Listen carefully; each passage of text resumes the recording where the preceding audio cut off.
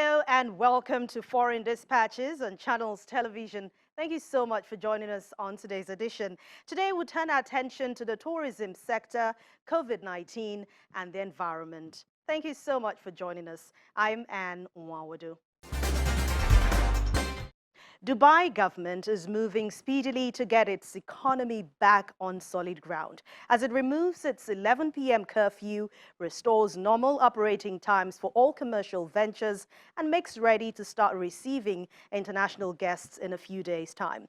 But Nigerians who love to travel to the city for holidays, shopping sprees, weddings, events, and businesses are of interest to the city's tourism agency. But how soon should it expect to replicate the growth it recorded in Nigerian numbers last year? Let's hear more from our Dubai correspondent, Mayowa Adegoke.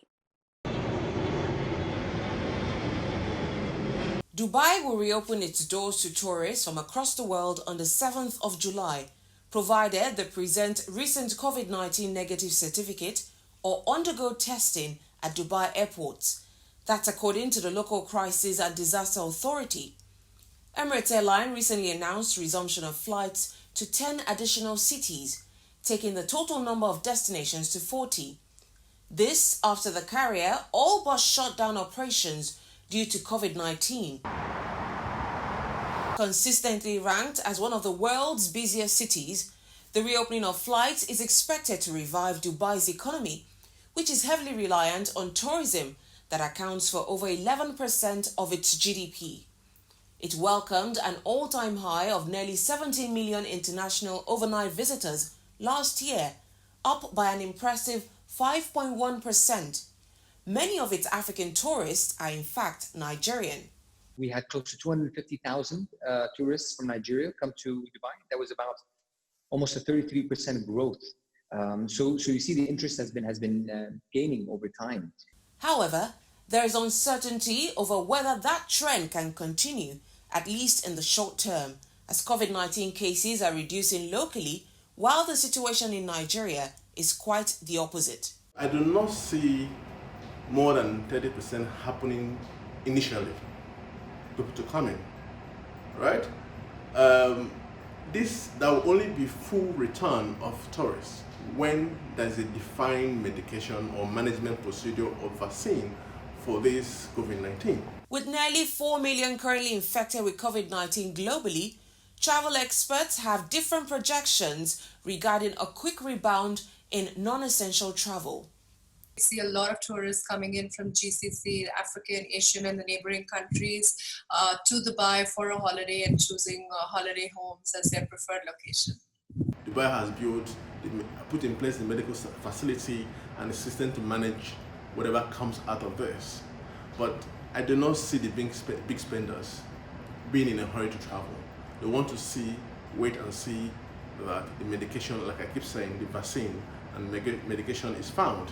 CEO of Dubai Tourism, Isam Kazim, believes travelers will benefit from the UAE's handling of the pandemic, with hygiene and cleanliness at the forefront of its reopening strategy. The measures that the government has put into place to make sure that Dubai stays at literally the pinnacle and the peak of safety and security at all global standards, right? They're rated within the top 3 in any list that you look at when it comes to safety and security. So again, I have no doubt that even when it comes now with the COVID traveler in mind, the hygiene will play a big role in that as well. While Dubai is opening up, it's adjusting to a new normal, with the Emirates still observing an 11 p.m. curfew. From Dubai in the United Arab Emirates, Mayowa Adegoke for Foreign Dispatches. From Dubai, we head to Kenya in Africa, where the coronavirus pandemic has cost the country about $800 million revenue loss. Yes, that's from the tourism sector, which is one of the leading sources of foreign exchange, with an earlier prediction of 1% growth this year before the pandemic hits the world. Kenya has lost 80 billion shillings so far in revenue from its tourism sector, about half of last year's total due to the coronavirus crisis, its tourism minister said on Monday, June 29. The sector is one of the leading sources of foreign exchange and it earned 163.56 billion shillings last year, which the Tourism Ministry initially expected to grow by 1% this year. Najib Balala, the Minister of Tourism, said that things will get worse before they can improve. We lost almost 80 billion Kenya shillings. Yeah, so that is almost 0.8 million. Yeah, so we lost 50% of our revenue of 1.6 billion. So the first half we got it. The second half is literally as good as zero. So we have a major problem. We lost 50% of our revenues. For 2020-2021, which is starting from 1st of July, we're only going to get back less than 30%. Is not allowed. Tourism from the wide sandy beaches of the Indian Ocean of the Masai Mara Wildlife Reserve contributes 10% of Kenya's annual economic output and employs more than 1 million people. Kenya, which so far has confirmed more than 6,000 cases of the disease, shut its airspace to commercial flights in March. It has also banned movement into and out of the capital Nairobi and the coastal resort city of Mombasa. The government has ordered all bars and nightclubs to be closed, and it has imposed a daily nighttime curfew to curb the spread of the virus. From the 6th of July, because the country will open up, definitely we know there'll be some international tourism coming in December because of the holidays, but proper international recovery will be in summer 2021. So that is our projection so far.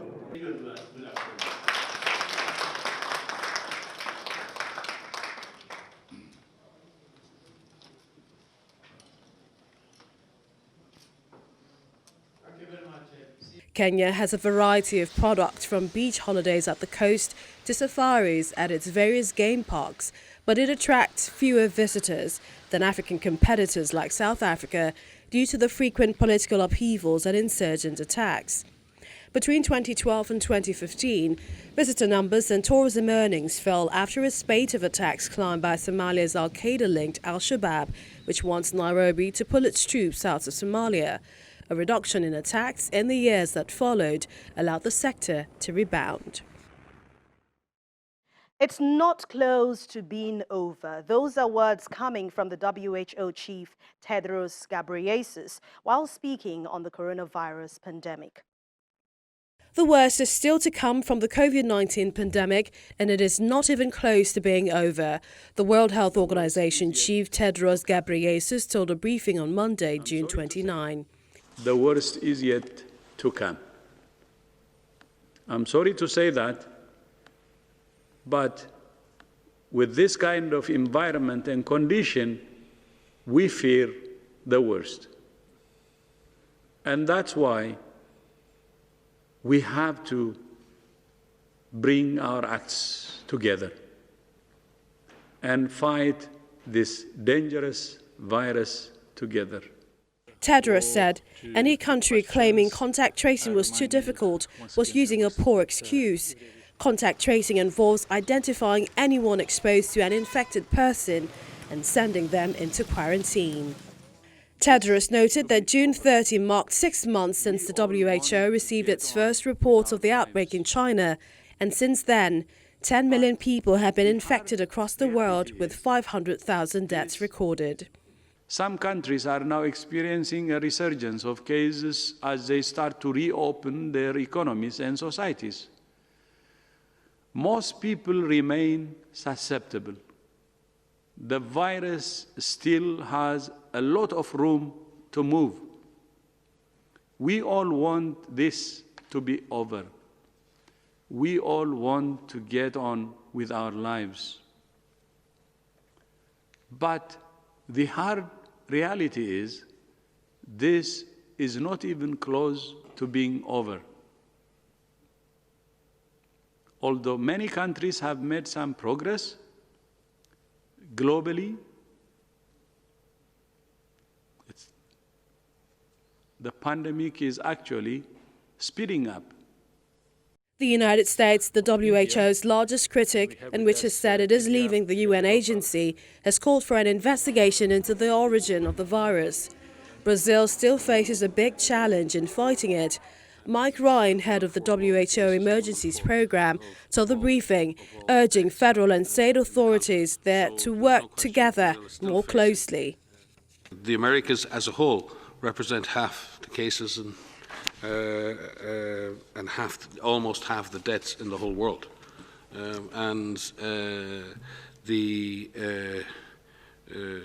If we look at if you look at Brazil itself, it represents quite a proportion of all the cases in the Americas. 26%. That's 1 in 4 of all the cases and 1 in 4 of all the deaths in the continent. So there's no question that Brazil is still facing a big challenge. He says the Americas represented almost half the world's cases and deaths, and Brazil accounted for 1 in 4 of all deaths and cases in the Americas. New York Governor Andrew Cuomo is the latest man advising U.S. President Donald Trump on the issue of wearing face masks in public. Take a look. New York Governor Andrew Cuomo has said that U.S. President Donald Trump should issue an executive order mandating that people wear masks in public, and he should lead by example by wearing one himself. The White House has been saying reopen fast because that's good for the economy. And we have to get the economy going. Yes, we have to get the economy going, but reopening fast was not good for the economy. What has been happening is when that virus spikes, the market goes down, not up. This was not a smart policy to rush reopening. It did not help the economy. It's the exact opposite. The volatility, the instability, the concern about the path of this nation has roiled the markets. And at the same time, from a public health point of view, the number of deaths is increasing. And to the president, because if we're going to turn this around in this nation, it's going to take the White House. And to the president, I say today, if you want to help stop COVID-19, then they should start telling the people of this country the truth. And this truth starts with how large a problem this is and how real a threat COVID is. It's the leadership to stand up and tell the American people, look at the increase across the country, look at what's happening to this country vis-a-vis other countries, look how it's hurt the economy. It is a real threat. And to start simply, the president can do 2 things. First, sign an executive order directing everyone to wear a mask. How we're at this point as a nation, and we still haven't done the simple, easy, minimal step of saying you must wear a mask when you are in public.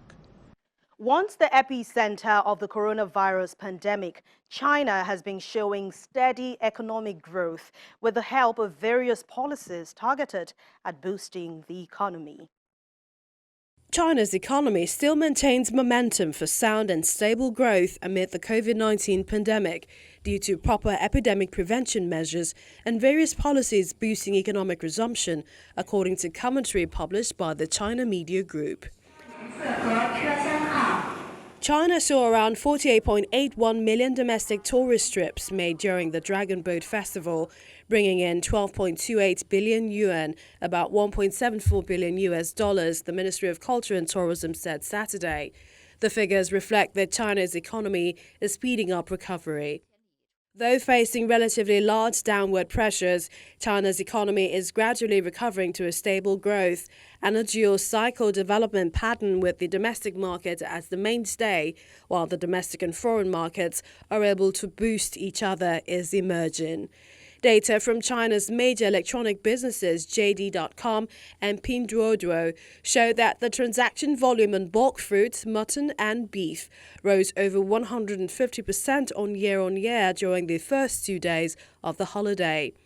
During the first 2 days of the 3-day Dragon Boat Festival holiday, the volume of transactions through China UnionPay, China's sole bank card organization, reached 629.5 billion yuan and 11.7% up respectively from the first 2 days of the Labor Day holiday and the Qingming Festival holiday.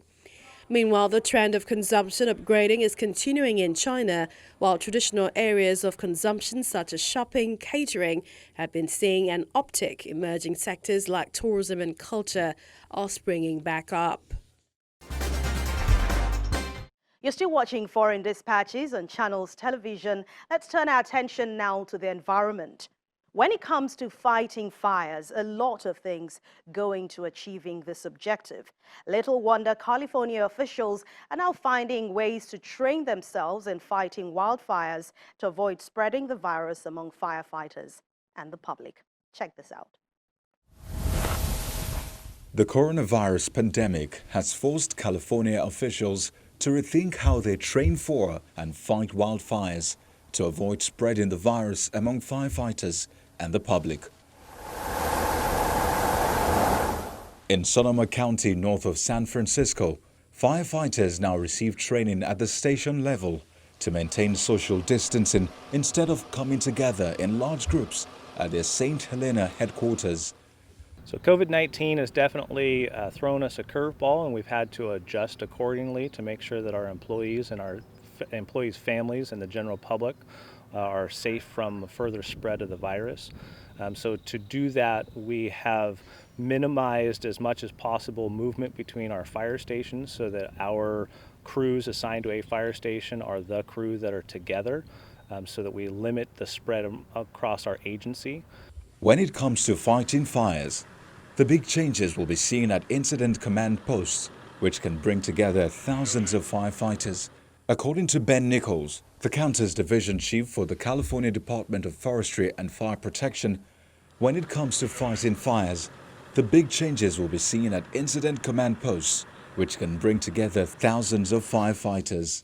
Day to day, we still are going to fight fire the way that we have always fought fire, because it's a boots on the ground, hands-on task that we have to complete. The differences you'll see this summer as far as firefighting operations in CAL FIRE is those large incident bases that we put together during a major fire event, when you have thousands of people occupying a fairly small footprint at a county fairgrounds or a remote location that allows us to bring those resources to bear. Those incident bases will look different, and it's all going to depend on the individual fire at the time, because all fires are different, right? So you have different resource counts and different resources being brought to bear on different fires. Briefings will likely be done via radio or video feed rather than in person to avoid spreading the virus. Meal shifts will likely be staggered to avoid shoulder-to-shoulder contact among firefighters. Base facilities will have to be larger for house firefighters coming in from out of state to maintain social distancing. In California, as is the rest of the United States, the 2020 fire year has seen more and larger fires than in 2019, but the acreage burned remains below the 10-year average, according to data from CAL FIRE and the National Interagency Fire Center. When we have the large major fires, firefighters from other states routinely come into the state, are requested because we exhaust the available firefighting resources here in the state. So during the Kincaid fire last year at our peak, we were just over 5,200 firefighters here at the Sonoma County Fairgrounds. So that fire is still going to occur, and we're still going to need to staff it with that many firefighters. So that being said, we will still have out-of-state firefighters that more than likely will come into the state, but we're going to have to figure out a larger incident-based facility to be able to appropriately house those additional firefighters and maintain that critical social distancing that we need to maintain. There is a higher chance in California of earlier offshore winds that in recent years found the state's largest and deadliest blazes, which Nichols said have not appeared. Wildfires across the state of Utah have burned more than 10,000 acres on Monday, June the 29th, with thousands of residents evacuated in Saratoga Springs surroundings. According to officials, One home was destroyed out of Saratoga city limits, and at least 9 properties were damaged. Utah Fire Department tweeted Monday morning the fire was contained 25% due to light precipitation received during Sunday night, June the 28th. According to local news, the fire is expected to be controlled due to cooler weather and precipitation forecast for Monday night. Global warming is affecting the coldest point on Earth. Temperatures in South Pole are rising very fast every day. Researchers are very worried. They say human-driven activities are likely to be playing a very big role in this.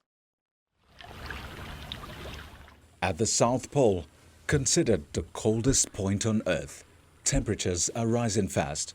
So fast, in fact, that Kyle Clem and other climate researchers began to worry and wonder whether human-driven climate change was playing a bigger role than expected in Antarctica. Temperature data shows that the desolate region has warmed at 3 times the global warming rate over the last 3 decades up through 2018. The South Pole's hottest year on record, according to the researchers' report in a study published on Monday in Nature Climate Change.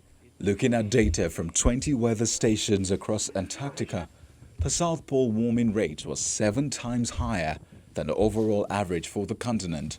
According to a researcher who has focused his research at the Victoria University of Wellington in New Zealand on better understanding the Antarctic climate, the South Pole seemed to be isolated from what was going on across the rest of the world. But all of a sudden, it ramps up with rapid warming, some of the strongest warming on the planet. Clem and his colleagues wanted to explain why the icy continent began warming rapidly after a period of cooling during the 1970s and 80s. Was it natural variability, or was it part of the wider trend of global warming caused by human industrial activity? The answer they found was both. The South Pole warming is partly connected to naturally rising temperatures in the tropical Western Pacific, being propelled southwards by cyclones in the icy waters of the Weddell Sea off the Antarctic Peninsula. But that pattern, believed to be part of a multi-decade natural process, explained only some of the warming trend. The rest, the researchers said, was due to human-induced climate change. Earlier this week, French President Emmanuel Macron promised he will move faster on environment-friendly policies. He has pledged 15 billion euros of new funding to speed up the move to a greener economy. French President Emmanuel Macron promised 15 billion euros of new funding to speed up the move to a greener economy, a day after the Greens trounced his party and took control of major cities in local elections. Macron said he will move faster on environment-friendly policy making and that he was ready to call a referendum on revising the constitution to include climate aims if Parliament allowed it. The state will do all its parts. That's why, starting with the economic recovery plan that we're preparing, an additional 15 billion euros in the next 2 years will be allotted for ecological transition of our economy. We will put in place a green transformation plan for our economy in the recovery plan, with an underlying regard to a goal that has appeared in all your proposals. The fact that this model is coherent with the goal of independence. Et c'est pour cela que sur le Mercosur, j'ai stoppé net. He was responding to propositions put forward by a Citizens Climate Council as the Greens' sweeping wins in towns and cities put him under pressure to act on the environment. However, Macron told the council he disagreed with its proposal for a 4% tax on dividends to help finance new greener policies, saying such a levy will discourage investment. And that's Foreign Dispatches today. Thank you so much for watching. This is where we draw the curtains, but you can get all our top stories on channelstv.com. Thank you for watching. I'm Anne Nwawado. See you next time, and please stay safe.